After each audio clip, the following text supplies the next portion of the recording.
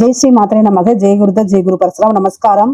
நான் கரூர்ல இருந்து வல்சலா பணிக்கர், பிரசன்ன ஜோதிடர். இன்னைக்கு நம்ம மாசி மாத பலன்கள் சிம்ம ராசிக்கு எப்படி இருக்குன்னு பார்க்க போறோம். இந்த மாசி மாசம் எப்ப பிறக்குது அப்படின்னா 13/2/2025 அதிகாலை 5:07 மூல நட்சத்திரத்துல இந்த மாசம் பிறக்குது.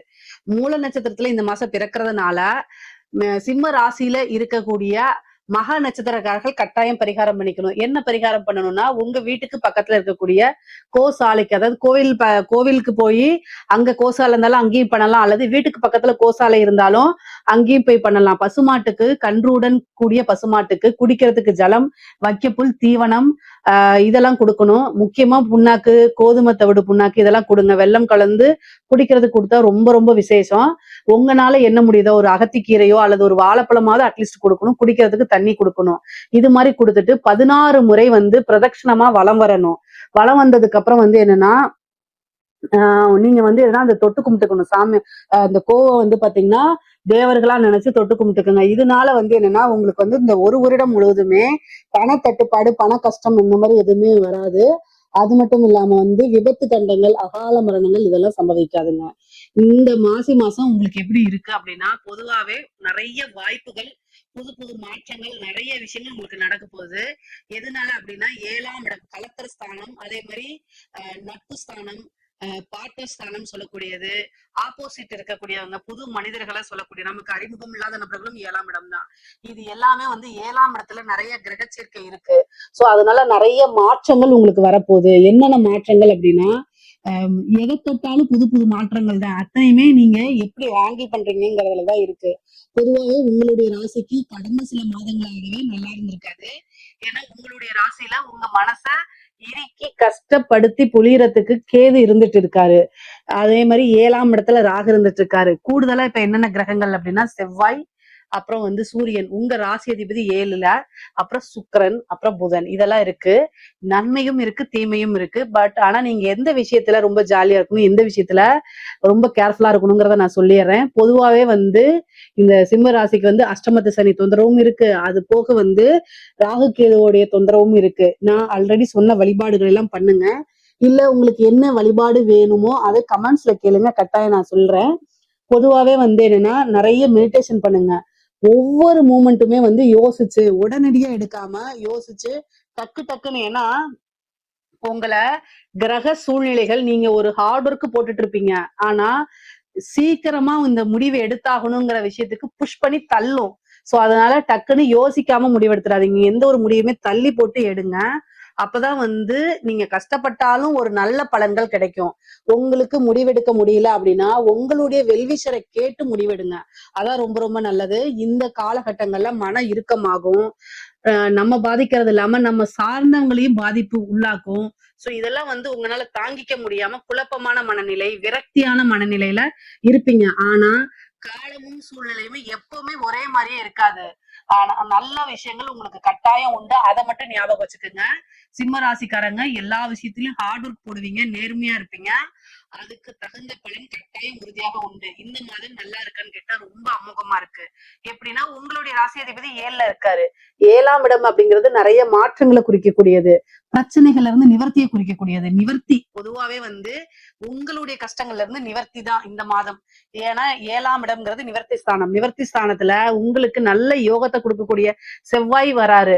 அது மட்டும் இல்லாம சுக்கிரன், உங்களுக்கு 2-11 கூடிய புதன் எல்லாமே 7ஆம் இடத்துல இருக்கனால, நிவர்த்தி ஸ்தானத்துல இருக்கனால உங்களுக்கு எவ்வளவு பெரிய பிரச்சனைகளா இருந்தாலும் சரி, பிரச்சனைகள்ல இருந்து உங்களுக்கு கட்டாயம் நிவர்த்தி அப்படிங்கிறது உறுதியாக உண்டு. நீங்க இவ்வளவு நாளா தடுமாடிட்டு இருப்பீங்க. அந்த தடுமாற்றத்துல இருந்து மெல்ல மெல்ல வரக்கூடிய காலகட்டம் தான் இந்த காலகட்டம். இந்த மாதத்துல ரொம்ப ரொம்ப அற்புதமான விஷயங்கள்லாம் உங்களுக்கு நடக்கும். சரி, தொழிலை பொறுத்த வரைக்கும் எப்படிங்க மேடம் இருக்குன்னு கேட்டீங்கன்னா, தொழில் ரொம்ப நல்லா இருக்கு. தொழில் ரீதியா நிறைய விஷயங்கள் உங்களுக்கு நன்மைகள் தான். ஏன்னா உங்களுடைய ராசிக்கு 10 குடையவர் யாரு? சுக்கிரன். அவரு 7ஆம் இடத்துல இருக்காரு. 7ஆம் இடத்துல சுக்கிரன் இருக்க நல்ல அமைப்பு. அதுவும் ராகுவோட சேரும்போது பிரம்மாண்டமான வளர்ச்சி, நல்ல அமைப்புகள் இருக்கு. இந்த மாசத்தை பொறுத்த வரைக்கும் தொழில நல்ல வளர்ச்சி, ஸ்டெப் பை ஸ்டெப்பா நல்ல வளர்ச்சி. முக்கியமா 2 குடையவரோட சேர்ந்து இருக்காரு. அப்ப என்ன இருக்கும் அப்படின்னா, நல்ல இன்கம், அதாவது தொழில் மூலியமா நிரந்தரமான வருமானம், நல்ல லாபம். 11 கூடியவரும் புதனா இருக்கனால அவரும் 7ஆம் இடத்துல வந்து இருக்கிறாரு. யாரு கூட 10ஆம் அதிபதியோடு சேர்ந்து இருக்காரு. அப்ப தொழில் மூலியமா நல்ல லாபம் கிடைக்குமானா கட்டாயம் கிடைக்கும். நீங்க எதிர்பார்த்த விஷயங்கள் எல்லாமே மெல்ல மெல்ல இனிமேல் நடக்க ஆரம்பிக்கும். அப்பாடா அப்படின்னு சொல்லி மூச்சு விட்டு நின்னுக்கலாம் அந்த மாதிரி. ஏன்னா பிசினஸ் அப்படிங்கறது வந்து பாத்தீங்கன்னா நல்லபடியா ரன் ஆயிட்டு இருந்தாதான் அடுத்தடுத்து கொண்டு போக முடியும், வளர்ச்சி அடைய முடியும். ஆனா அந்த விஷயங்கள்ல இந்த மாசம் உங்களுக்கு நடக்க போகுது. நீங்க எதிர்பார்த்த லாபங்கள், நல்ல வருமானம், நிரந்தர வருமானம் இந்த மாதம் உண்டு. அதே மாதிரி உத்தியோகத்துல இருக்கவங்களுக்கு ஒரு திடீர்னு ப்ரமோஷன் கிடைக்கும், நல்ல இன்கிரிமெண்ட் கிடைக்குங்க. நீங்க காசு பணம்லாம் நல்ல ஒரு வேலை கிடைக்கும், நல்ல இன்கிரிமெண்ட் கிடைக்கும். எதிர்பார்த்துட்டு இருந்தது எல்லாமே இந்த மாசம் கிடைக்கிறதுக்கு உண்டான அமைப்பு உறுதியாக இருக்கு உங்களுக்கு. பொதுவாவே வந்து டைமை வந்து பங்க்சுவாலிட்டியா கரெக்டான இதை யூஸ் பண்ணிக்கோங்க. உடல்நிலையும் நீங்க பாத்துக்கோங்க. உத்தியோகத்துல இருக்கவங்க வந்து பாத்தீங்கன்னா உடல்நிலை பாதிப்புகளை ஏற்படுத்துற மாதிரி அமைப்புகள் இருக்கு, அதனால கவனமாக இருந்துக்கணும். அதே மாதிரி உங்களுக்கு செவ்வாயும் ராகுவும் 7ஆம் இடத்துல இருக்கனால வண்டி வாகனங்கள்ல போகும்போது ஜாக்கிரதையாக போங்க. உங்களுடைய ராசிக்கு வந்து 4ஆம் அதிபதி செவ்வாய், அவரு ராகுவோட சேர்றாரு. இந்த ராகுவோட சேரும்போது குருவோடைய பார்வை கிடைச்சிருதுங்க. அதுதான் பெரிய பிரச்சனை.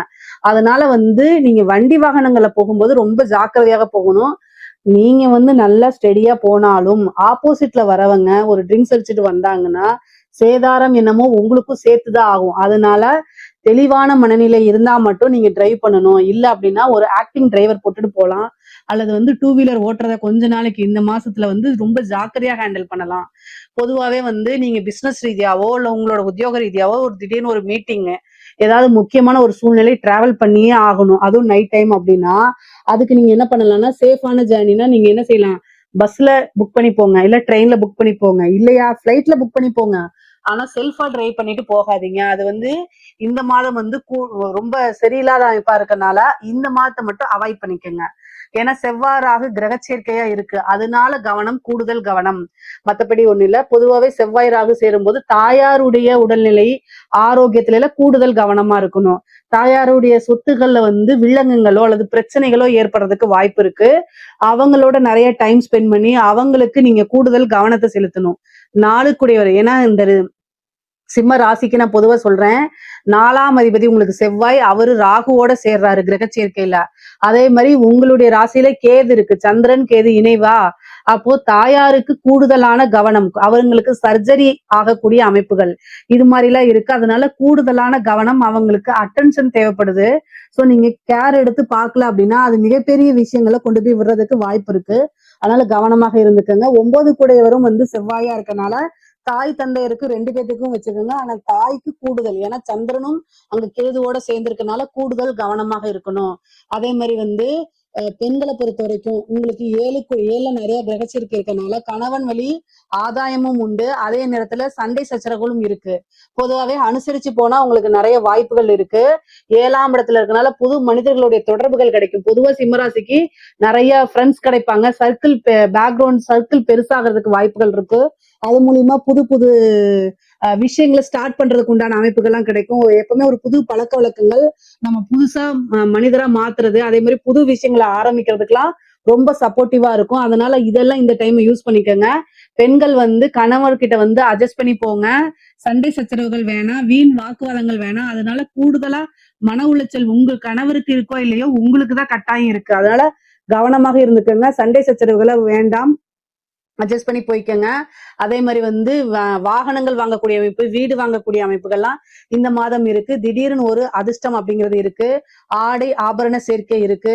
புதுசா ஒரு விஷயங்களை செய்யறது, புதுசா ஒரு விஷயத்தை எதிர்பார்த்த விஷயங்களை உங்களை தேடி வந்து கிடைக்கிறது, இந்த மாதிரி திடீர் ஒரு அதிர்ஷ்டமும் உங்களுக்கு உறுதியாக உண்டு. படிக்கக்கூடிய குழந்தைகளுக்கு எல்லாம் படிப்புல நல்ல ஆர்வம் வரும். படிப்புல நல்ல மார்க் எடுத்து நல்ல ரேங்க் ஹோல்டரா வரதுக்கு உண்டான அமைப்பு. காலேஜ் உயர்கல்வி படிக்கிறவங்களுக்கு எல்லாம் வந்து பாத்தீங்கன்னா கேம்பஸ்ல செலக்ட் ஆகுறது, நல்ல இடத்துல பிளேஸ்மெண்ட் ஆகுறது, இந்த மாதிரி விஷயங்கள்லாம் கிடைக்கும். அதே மாதிரி வந்து உத்தியோகத்துல இருக்கவங்களுக்கு திடீர்னு ஒரு ப்ரொமோஷன் உறுதியாக உண்டு. கலைத்துறை சார்ந்தவங்களுக்கு எல்லாம் வந்து நிறைய வாய்ப்புகள் தேடி வரும். பொதுமக்கள்கிட்ட மிகப்பெரிய லெவல்ல ரீச் ஆகுவீங்க. உங்களுடைய திறமைகள், நீங்க யாரு, நீங்க செய்யக்கூடிய விஷயங்கள்லாம் மக்களால அங்கீகரிக்கப்படும்.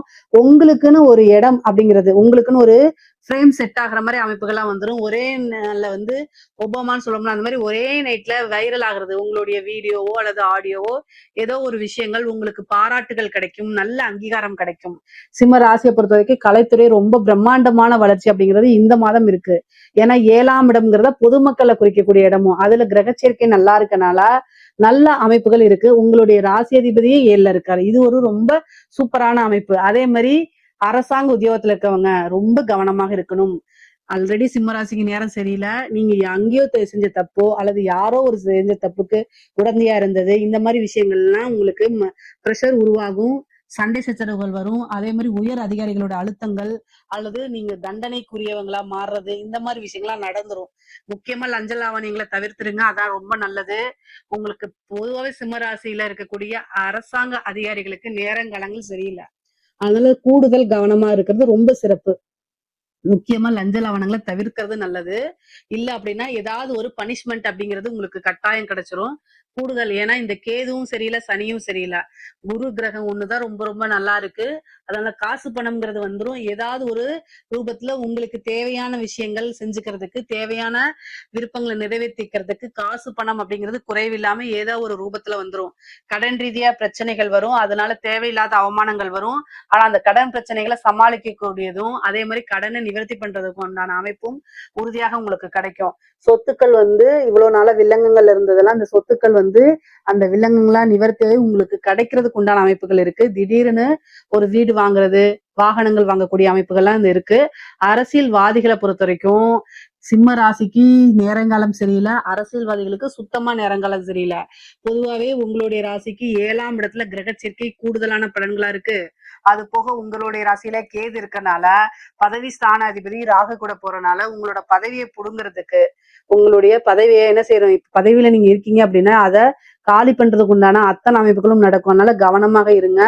உங்களுடைய ஜோசியர்கிட்டயோ அல்லது நீங்க யார்கிட்ட வந்து டிஸ்கஸ் பண்றீங்களோ அவங்க கிட்ட பண்ணி தெய்வ வழிபாடு, தெய்வ பரிகாரங்கள், யாகங்கள், பூஜைகள், வேள்விகள் எல்லாமே நடத்தி உங்களுடைய பதவிகளை காப்பாத்திக்கணும். அதே மாதிரி நீங்க நினைச்ச விஷயங்கள் எல்லாத்தையும் அப்படியே பேசுவீங்க, ஃபில்டர் இல்லாம. அது மாதிரி பேசக்கூடாது.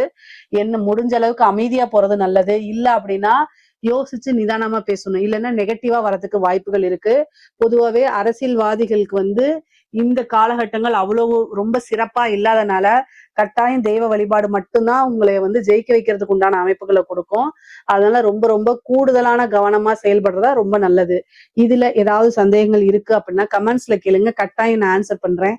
நம்மளுடைய சேனலை லைக் பண்ணுங்க, ஷேர் பண்ணுங்க, சப்ஸ்கிரைப் பண்ணுங்க. நன்றி, வணக்கம்.